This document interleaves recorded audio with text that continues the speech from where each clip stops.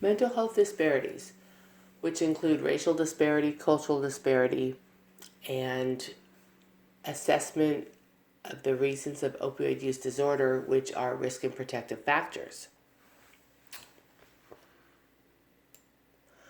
Racial disparities. Reviewing many articles, we have been able to review the racial disparities that exist, showing that this is a largely white adult opioid epidemic.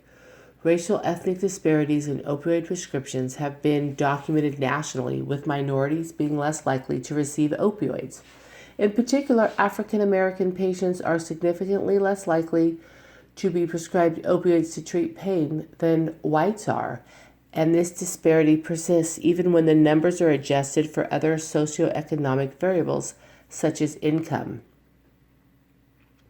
One of the reasons for this is that people of a different color other than white have been noted to bring on a sense of mistrust to the prescriber with a certain level of discomfort.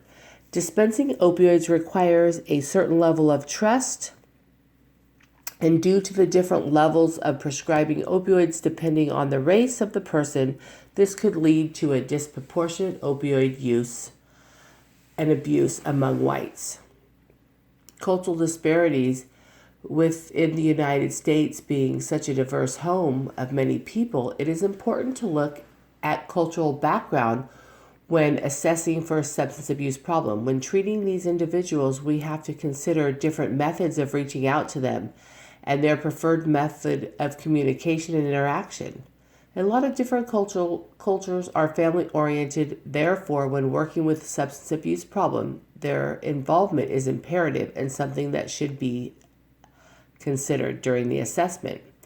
Risk and protective factors. As stated before, there are different factors in an individual's life that can make them more or less susceptible to addiction, this making it difficult to pinpoint an exact cause due to the diverse nature of the individual's background.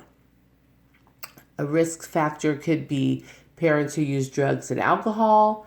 A protective factor includes positive relationships and upbringing.